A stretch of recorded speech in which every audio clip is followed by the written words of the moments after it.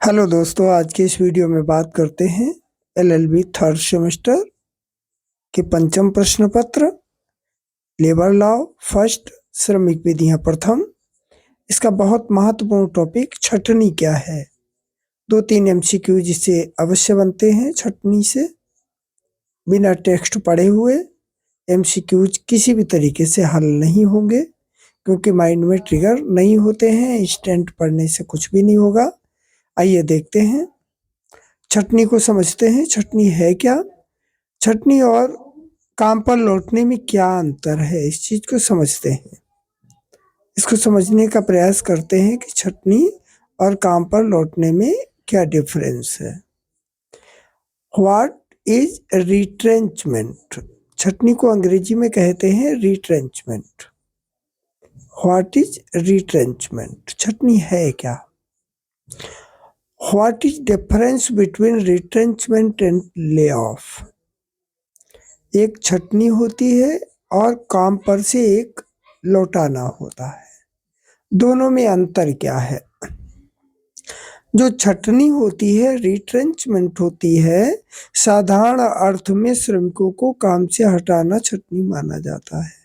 यानी श्रमिकों को, कर्मकारों को काम से बिल्कुल हटा देना छटनी है। जब किसी वैधानिक आधार पर नियोजक श्रमिकों को सेवा से हटाता है तो उसको हम छटनी कहते हैं।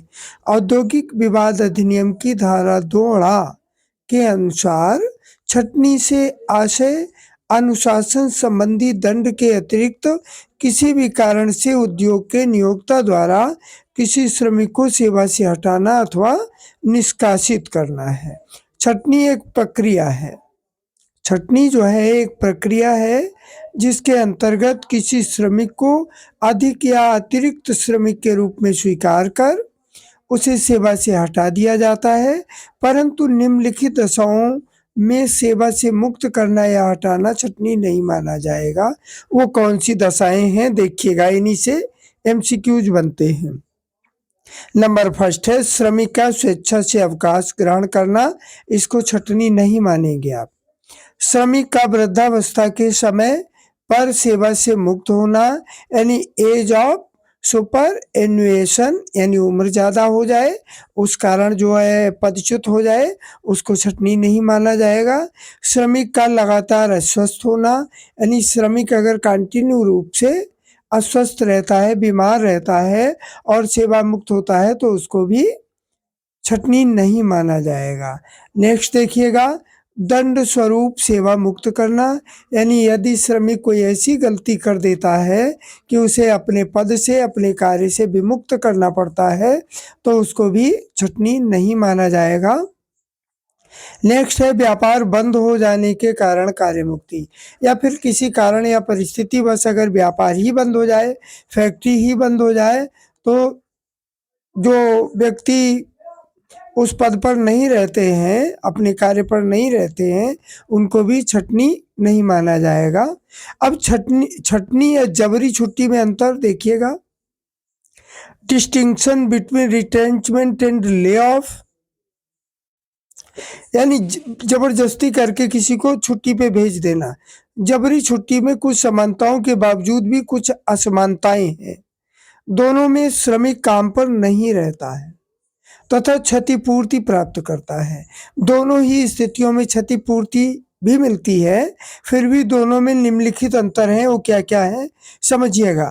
छटनी एक ऐसी प्रक्रिया है जिसके अंतर्गत श्रमिक व नियोक्ता, यानी जो फैक्ट्री या किसी भी व्यापार का मालिक है उसको नियोक्ता कहेंगे, के संबंध में कार्य की निरंतरता समाप्ति होने पर समाप्त हो जाती है। श्रमिक दूसरे स्थान पर काम कर सकता है, जबकि जबरी छुट्टी में श्रमिक व नियोजक के संबंध बने रहते हैं। यानी छुट्टी पे लंबे समय के लिए भेज देने पर दोनों के संबंध बने रहते हैं। नेक्स्ट देखिएगा, छटनी के लिए सुनिश्चित आधार व सिद्धांत लास्ट कम फर्स्ट गो का प्रयोग होता है, जबकि जबरी छुट्टी के लिए इस प्रकार का सिद्धांत प्रयोग में नहीं आता है। लास्ट कम फर्स्ट गो का सिद्धांत किसके लिए है, छटनी के लिए है, जबकि ये सिद्धांत जबरी छुट्टी के लिए लागू नहीं होता है। छंटनी की प्रत्येक दशा में प्रतिकर देय होता है, जबकि कुछ दशाओं में जबरी छुट्टी के अंतर्गत प्रतिकर देय नहीं होता है। नेक्स्ट देखिएगा, बदली श्रमिक काम पर लौटाए जाने पर प्रतिकर के अधिकारी नहीं होते हैं, जबकि छंटनी के लिए ये बात लागू नहीं होती है।